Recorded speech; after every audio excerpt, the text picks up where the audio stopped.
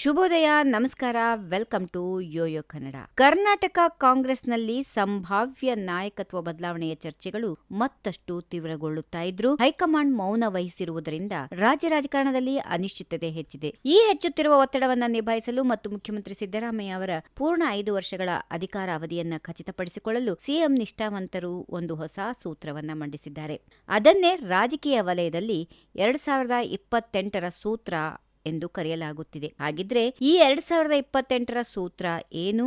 ಇದರಿಂದ ಕಾಂಗ್ರೆಸ್ನಲ್ಲಿ ನಾಯಕತ್ವದ ಸಮತೋಲನ ಕಾಯ್ದುಕೊಳ್ಳಲು ಆಗುತ್ತಾ ಅಥವಾ ಹೊಸ ಗೊಂದಲ ಸೃಷ್ಟಿಯಾಗುತ್ತಾ ಅನ್ನೋದರ ಕಂಪ್ಲೀಟ್ ರಿಪೋರ್ಟ್ ಇಲ್ಲಿದೆ. ಉಪಮುಖ್ಯಮಂತ್ರಿ ಡಿಕೆ ಶಿವಕುಮಾರ್ ಅವರು ಹೈಕಮಾಂಡ್ ಮಟ್ಟದಲ್ಲಿ ಸದ್ದಿಲ್ಲದೆ ಲಾಬಿ ಮಾಡುತ್ತಿರುವ ಮಾಹಿತಿ ಸಿದ್ದರಾಮಯ್ಯ ಪಾಳೆಯಕ್ಕೆ ತಲುಪಿದೆ ಎನ್ನಲಾಗಿದೆ. ಇದನ್ನ ಗ್ರಹಿಸಿದ ಸಿಎಂ ನಿಷ್ಠಾವಂತರು ನಾಯಕತ್ವ ಬದಲಾವಣೆಯಾಗದಂತೆ ತಡೆಯಲು 2028 ಸೂತ್ರ ಇದನ್ನ ರೂಪಿಸಿದ್ದಾರೆ. ಈ ಸೂತ್ರದ ಪ್ರಕಾರ ಸಿದ್ದರಾಮಯ್ಯ ಅವರು ತಮ್ಮ 5 ವರ್ಷಗಳ ಮುಖ್ಯಮಂತ್ರಿ ಅಧಿಕಾರಾವಧಿಯನ್ನ ಪೂರ್ಣಗೊಳಿಸಬೇಕು. ಇದಕ್ಕೆ ಪ್ರತಿಯಾಗಿ 2028ರ ವಿಧಾನಸಭಾ ಚುನಾವಣೆಗೆ ಕಾಂಗ್ರೆಸ್ನ ಮುಖ್ಯಮಂತ್ರಿ ಅಭ್ಯರ್ಥಿಯಾಗಿ ಡಿಕೆ ಶಿವಕುಮಾರ್ ಅವರನ್ನ ಅಧಿಕೃತವಾಗಿ ಬಿಂಬಿಸಬೇಕು ಎನ್ನುವ ರಾಜಕೀಯ ಹೊಂದಾಣಿಕೆಯನ್ನ ಪ್ರಸ್ತಾಪಿಸಲಾಗಿದೆ. ಇದು ಪಕ್ಷದಲ್ಲಿ ಸಮತೋಲನ ಕಾಯ್ದುಕೊಳ್ಳುವ ಉದ್ದೇಶಕ್ಕೆ ರೂಪಿಸಲಾದ ತಂತ್ರವಾಗಿದೆ.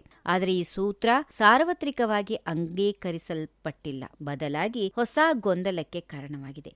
ನಾಯಕತ್ವ ಬದಲಾವಣೆಯ ಉದ್ವಿಗ್ನತೆಯನ್ನ ಶಮನಗೊಳಿಸುವ ಉದ್ದೇಶ ಹೊಂದಿದ್ದ ಈ ಸೂತ್ರ ವಿರೋಧ ಪಕ್ಷಗಳ ಕಡೆಯಿಂದಲ್ಲ, ಬದಲಾಗಿ ಸ್ವತಃ ಕಾಂಗ್ರೆಸ್ನ ಹಿರಿಯ ನಾಯಕರೊಬ್ಬರಿಂದ ತಿರಸ್ಕೃತಗೊಂಡಿದೆ. ಹಿರಿಯ ಕಾಂಗ್ರೆಸ್ ನಾಯಕ ಮತ್ತು ಲೋಕೋಪಯೋಗಿ ಸಚಿವ ಸತೀಶ್ ಜಾರಕಿಹೊಳಿ ಅವರು ಯಾರ ಹೆಸರನ್ನು ಹೇಳದೆ 2028ರಲ್ಲಿ ಮುಖ್ಯಮಂತ್ರಿ ಹುದ್ದೆಗೆ ತಾವು ಸಹ ಸ್ಪರ್ಧಿ ಎಂದು ಸ್ಪಷ್ಟವಾಗಿ ಹೇಳಿದ್ದಾರೆ. ಇದು ಸಿದ್ದರಾಮಯ್ಯ ಮತ್ತು ಡಿಕೆ ಶಿವಕುಮಾರ್ ಅವರ ಪಾಳೆಯಗಳಿಗೆ ಒಂದು ರಾಜಕೀಯ ಎಚ್ಚರಿಕೆ ಎಂದು ವ್ಯಾಪಕವಾಗಿ ಅರ್ಥೈಸಲಾಗಿದೆ. ಇನ್ನು ಗೋಕಾಕ್ ಸಾಹುಕಾರ ಅಹಿಂದ ವರ್ಗಗಳ ಸದ್ಯದ ಪ್ರಭಾವಿ ನಾಯಕ ಸತೀಶ್ ಜಾರಕಿಹೊಳಿ ಅವರ ಈ ಹೇಳಿಕೆಯು ಸಿದ್ದರಾಮಯ್ಯ ಅವರ ಹತ್ತಿರದ ನಿಷ್ಠಾವಂತ ನಾಯಕರಲ್ಲಿಯೂ ಸಹ ಅಸಮಾಧಾನವನ್ನ ಉಂಟು ಮಾಡಿದೆ ಎಂದು ಹೇಳಲಾಗುತ್ತಿದೆ. ಇದರ ಅರ್ಥ ಕರ್ನಾಟಕ ಕಾಂಗ್ರೆಸ್ನಲ್ಲಿ ಸದ್ಯಕ್ಕೆ 3 ಅಧಿಕಾರ ಕೇಂದ್ರಗಳು ಹೊರಹೊಮ್ಮಿದಂತಾಗಿದೆ. ಇದರಿಂದಾಗಿ ಕರ್ನಾಟಕ ಕಾಂಗ್ರೆಸ್ ಈಗ ಸೂಕ್ಷ್ಮವಾದ ಆಂತರಿಕ ಯುದ್ಧವನ್ನ ಎದುರಿಸ್ತಾ ಇದೆ.